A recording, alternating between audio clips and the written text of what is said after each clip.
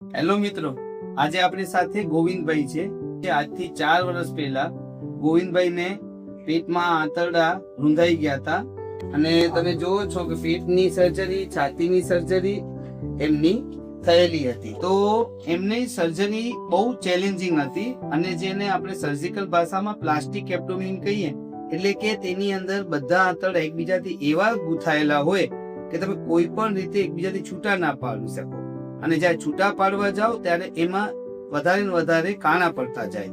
એટલે ગોવિંદભાઈ એ વખતે આંતરડા રૂંધાયેલી પરિસ્થિતિમાં આવ્યા અને સતત અઠવાડિયાથી તકલીફ ચાલતી હતી. એટલે અમે સર્જિકલી ચેલેન્જ ઉઠાવ્યું અને એમનું ઓપરેશન કર્યું. આંતરડા મેક્સિમમ જેટલી જગ્યાએથી છૂટા પડ્યા એટલા છૂટા પાડ્યા. ઓપરેશન પછી એ અહીંયા અમારી પાસે 15 દિવસ રોકાણા હતા અને એક સમયે એવી જીવલેણ પરિસ્થિતિ હતી જેમાંથી તે ધીમે ધીમે બહાર આવ્યા કે 4 વર્ષ પછી ગોવિંદભાઈ પોતાની રૂટીન જિંદગી જીવે છે.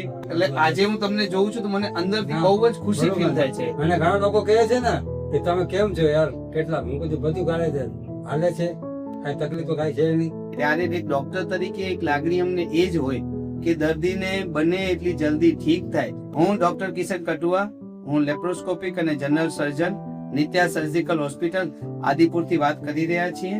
Thank you everyone.